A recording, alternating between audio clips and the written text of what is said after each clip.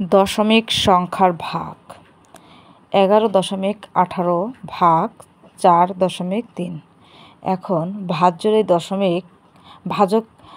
ভাজকের দশমিকটা আমরা উঠিয়ে দেব। ভাজক ও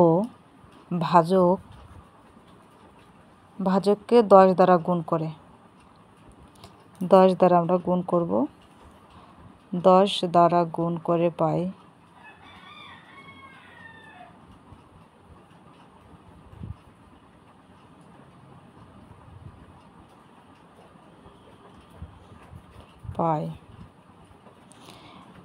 11.18 গুণ 10 ভাগ 4.3।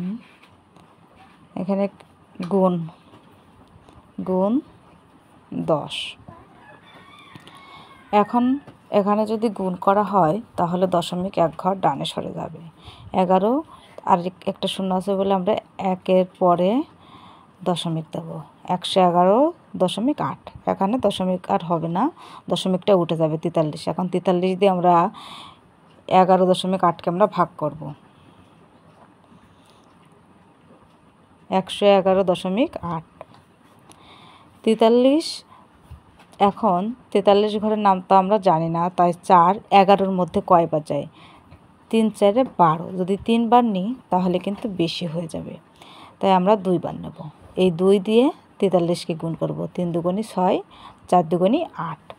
তারপর আমাদের বিয়োগ 6 আছে কত হলে 11 সমান যায় 5 হলে, হাতে 1 9 আছে কত হলে 11 সমান যায় 2 হলে। এখন 1 আর 1 মিলে গেলে 0 বা 0 বসে না, দশমিকটা আমরা ভাগফলে দিয়ে দেব। পরবর্তী সংখ্যা লাগালাম 258। এখন 4 25-এর মধ্যে কতবার যায়? 4 ছক 24। আমরা 6 দিয়ে গুণ করতে পারি।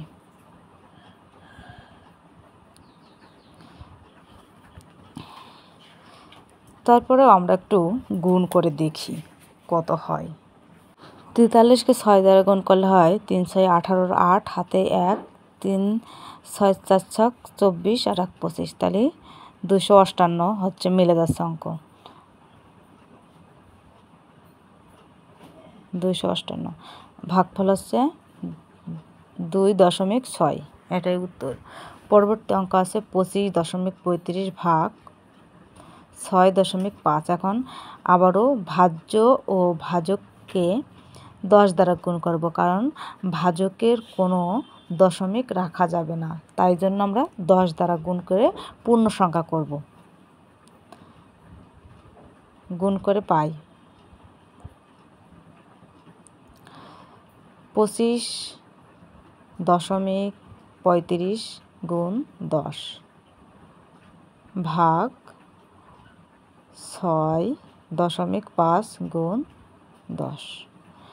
এখন এখানে দশমিক এক ঘর ডানে সরে যাবে, তাহলে হচ্ছে 253.5 ভাগ 65।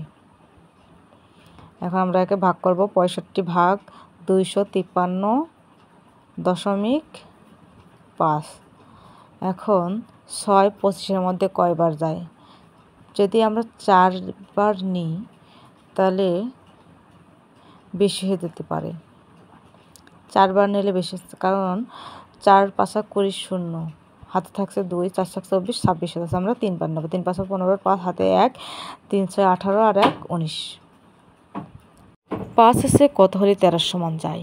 8 হলে হাতে 1, 9 আর 1 10, 10 আছে কত হলে 15 সমান যায়? 5 হলে হাতে 1, 2 মিলে গেলে 0 বা 0 বসে না। এখন আমরা দশমিকটা তুলে দিলাম, পরবর্তী সংখ্যা লাগালাম, তাহলে হলো 585। এখন আমরা 9 দিয়ে গুণ করব, যেহেতু 6 নং 54, 5 নং 45-এর 5 হাতে 4, 6 নং 54 4 58। তাহলে অঙ্ক আমাদের মিলে গেল। উত্তর হচ্ছে 3.9। তো বন্ধুরা, এই ছিল আজকের ভিডিওটা ভালো লাগলে অবশ্যই একটা লাইক করবেন, আমাদের চ্যানেল নতুন হলে চ্যানেলটা সাবস্ক্রাইব করবেন। ধন্যবাদ সবাইকে।